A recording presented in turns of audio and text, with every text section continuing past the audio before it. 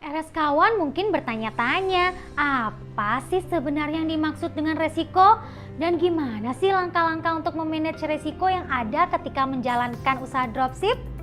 Dalam berbisnis, kita pasti menemukan resiko yang bermacam-macam, khususnya pada saat membuat keputusan. Dan sebagai pebisnis, kita harus mengetahui bagaimana cara mengatur dampak resiko terhadap bisnis kita. Secara praktek, tidak akan mungkin ada solusi tanpa resiko. Hanya saja, dampak resiko tersebut ada yang positif ataupun yang negatif. RS kawan harus nih mengerti manajemen resiko agar bisnis RS kawan tetap sukses.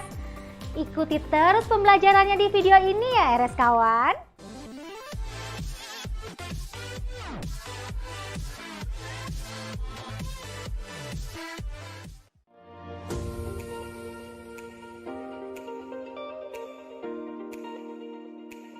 Sederhananya, resiko adalah kemungkinan tidak tercapainya tingkat keuntungan yang diharapkan. Resiko juga menyangkut hal-hal yang berkesempatan menimbulkan kerugian. Pada bidang usaha, resiko yang sering terjadi pada usaha dropship dan dapat menurunkan pendapatan dropship yaitu 1. Resiko operasional. 2. Resiko harga atau pasar. 3. Resiko institusi atau kelembagaan. 4. Resiko keuangan. Dan kelima, resiko manusia. Dalam mengelola resiko, ada istilah yang dinamakan manajemen resiko. Manajemen resiko adalah metode yang logis dan sistematis untuk mengidentifikasi, menganalisis, menilai, memantau, dan mengkomunikasikan resiko yang melekat pada setiap bisnis untuk meminimalkan kerugian dan memaksimalkan peluang. Manajemen resiko pada dasarnya dilakukan dengan 3 proses nih RS kawan. Apa aja sih? Yuk kita bahas. Pertama, identifikasi resiko. Identifikasi resiko atau mengenali resiko dilakukan untuk mengidentifikasi resiko apa saja yang dihadapi oleh usaha yang sedang berjalan. Seperti mengidentifikasi kemungkinan produk kalah saing dengan kompetitor, kurang diminati, atau pengiriman yang terlambat. Cara melakukan identifikasi adalah dengan melakukan penelusuran terhadap sebab-sebab yang berpotensi menimbulkan resiko sampai terjadinya peristiwa tersebut. Contohnya, pengiriman bisa terlambat karena kita kurang fast respon dalam melakukan koordinasi dengan supplier.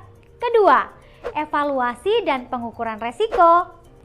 Tujuan evaluasi resiko adalah untuk memahami karakteristik resiko dengan lebih baik, sehingga memudahkan kamu untuk melakukan pengendalian terhadap resiko.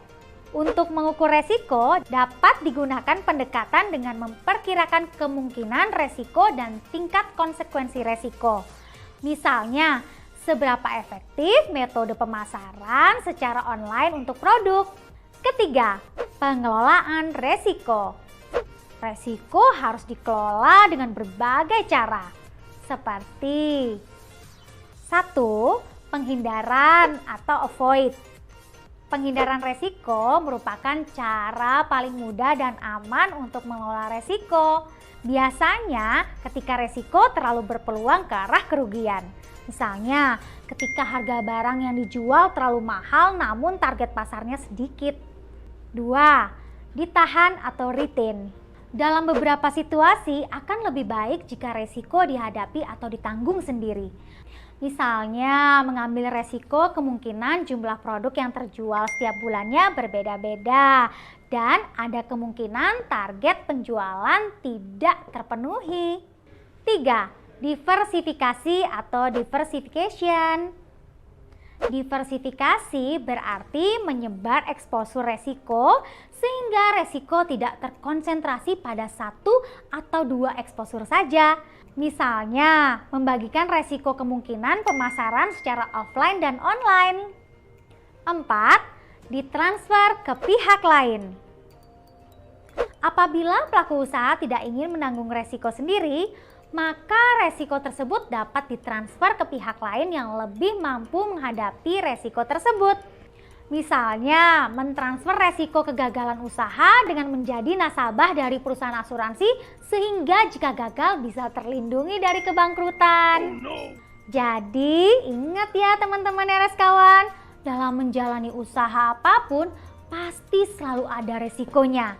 Ketika kita menemukan resiko, kita bisa melakukan 3 langkah, yaitu identifikasi resiko, evaluasi, dan pengukuran resiko, kemudian mengelola resiko. Wah, tak terasa ya, kita sekarang sudah di penghujung chapter nih RS kawan. Hari ini kalian bisa langsung mempraktekkan perencanaan bisnis yang sudah aku beritahu tadi ya. Jangan lupa baca kembali materinya dan lakukan kuisnya, oke? Semangat RS kawan!